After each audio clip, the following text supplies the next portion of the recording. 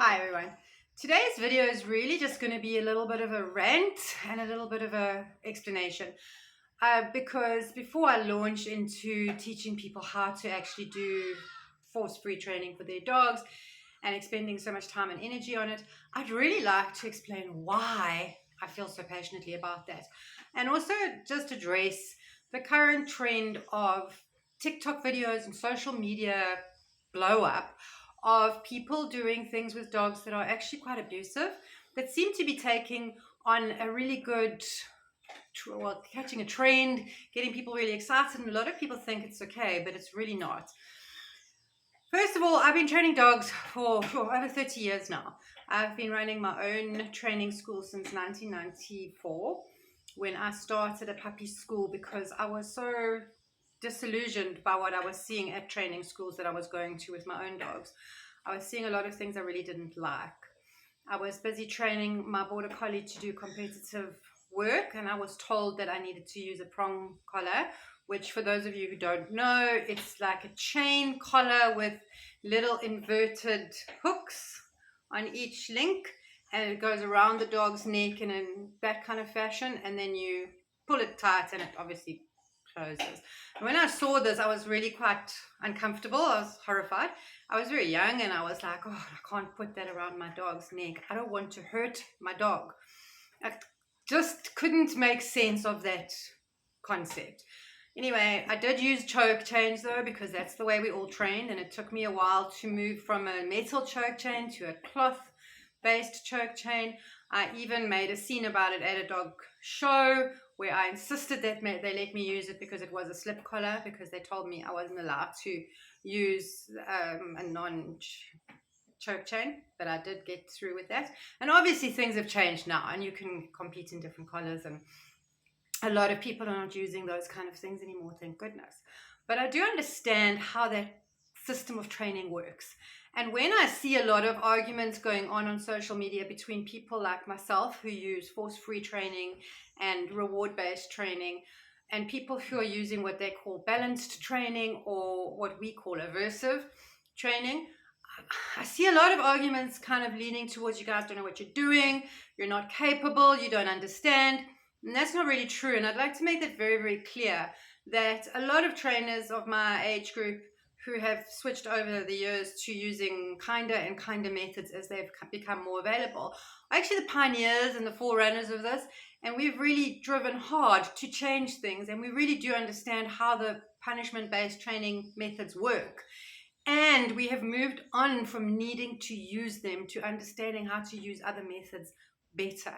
It's not what is so often put out there, that is like put out to say, oh, you guys don't know what you're doing, and you can't cookie train this out of that, and you can't clicker train away aggression. And actually, yes, you can, and it just takes knowing how to do it that makes the difference. It also takes a big amount of awareness to not set dogs up into situations where they're going to fail. Either way, whatever kind of training method you're going to use, you should at least have that understanding in place. So just putting that down there so that you understand where I'm coming from when I say that when I see videos of various trainers, I'm not going to mention their names, but you can find them all over social media. They're quite famous. Most of them that I've seen are not from South Africa. They're from the UK or the States. They tend to have very emotive videos with either very aggressive dogs that they are rehabilitating, or groups of dogs that they can walk together down a road, or setups in their house where they kind of going, well, I've got all these dogs under control, but they're all wearing shock collars or bark collars or some kind of thing. And people really think it's a solution. When you've studied body language of dogs for so many years and you've worked with so many dogs like I have, it's very apparent very quickly that those dogs on those videos are not being trained. They're really being suppressed, and they're really being kind of forced to behave in a submissive manner, or a manner that's going to keep them safe. So they kind of shut down, fearful, uncertain.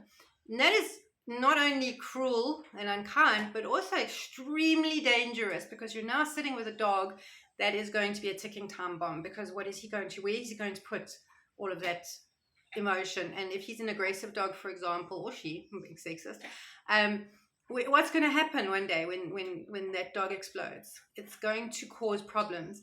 And from a behavioral point of view, a lot of times when I'm dealing with dogs that have got aggressive responses, there is a correlation between punishment based training systems and not.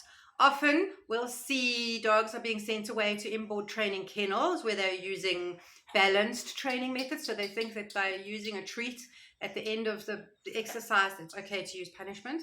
And punishment is really anything where you're forcing the dog to do something against their will. It's not guiding. So if you kind of just put your hand up and stop your dog from jumping out of the car, that's not really punishment as such. It might be a negative reaction, a reinforcer, but it's not a punishment. It's not hurting the dog. I don't really have a major issue with that myself. Personally, some trainers do, but I'm like safety first. And also my dogs understand what it means if I put my hand on their chest and say, no, wait, hang on. I do spend the time to train that into the dogs I work with. Anyway, that aside, what I'm talking about here is yanking dogs around on slip leads, which is the material version of a choke chain, or choke chains, or spike collars, or shock collars, forcing them into positions that they're not comfortable with, forcing them to confront situations that they're not comfortable with. So things like social walks for reactive dogs, where everyone's wearing shock collars and they get shocked if they growl at another dog. Those kind of training things, and those are really, really, really negative. They are going to end badly at some point in time.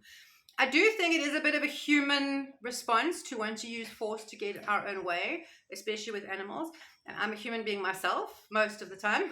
And I have lost my temper over the years. I have been frustrated. I've shouted. I've done all sorts of things.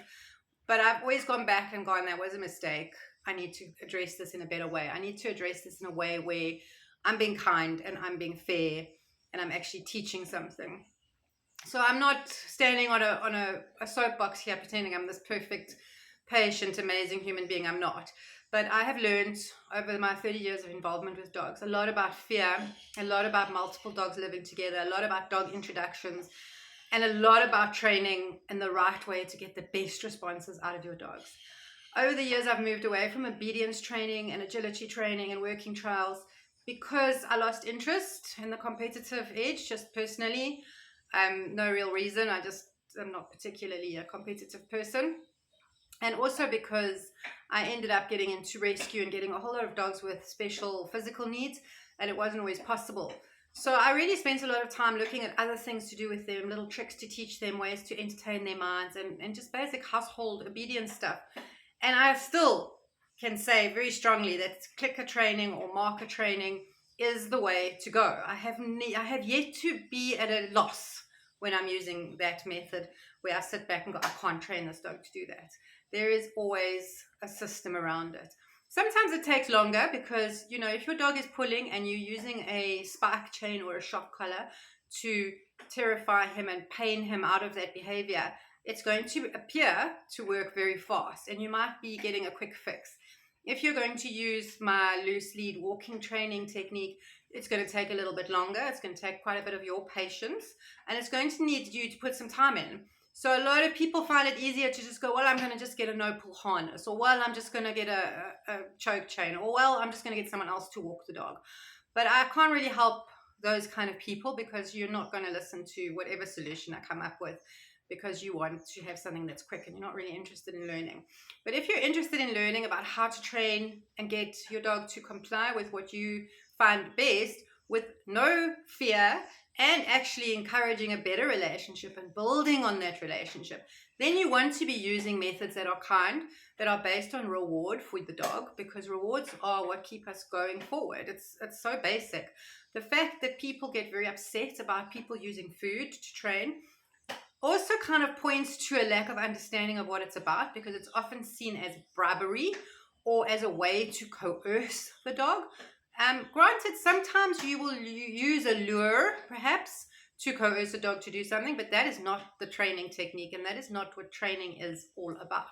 Training is all about teaching a behavior that will be responded to on a cue, whether it's a verbal cue or a physical hand signal cue or a whistle. It doesn't really matter. But the idea is the dog will understand, oh, you want me to lie down or come or whatever it is. And I'm going to do that because I know at the end of it, that's going to work well for me. I'm going to get a reward.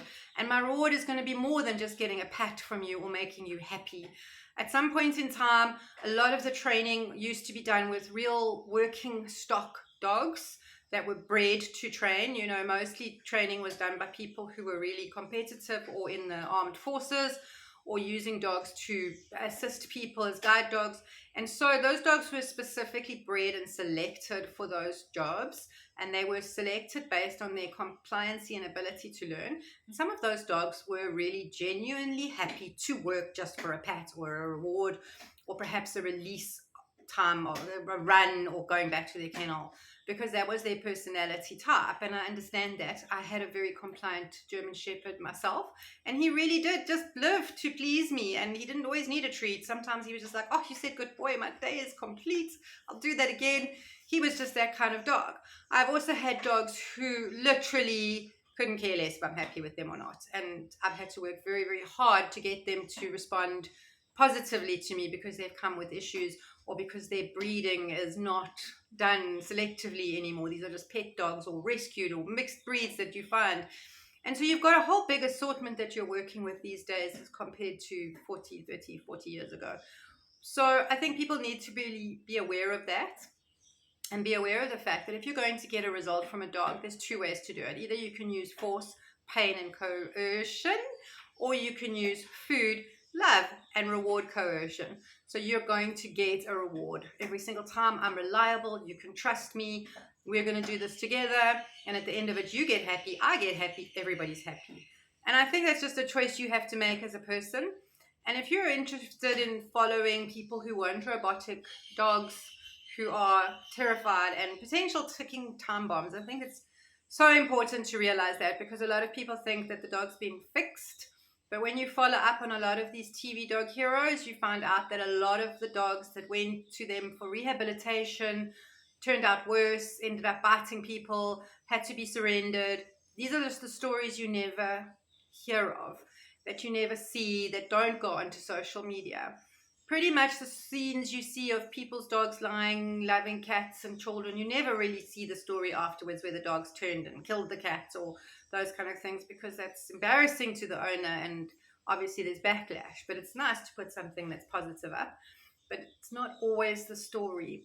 And we have to remember that dogs are dogs, and they can really do serious injury to other animals and humans if they happen to want to bite, especially larger, stronger breeds of dogs that can really annihilate a cat or a person or a small dog quite quickly.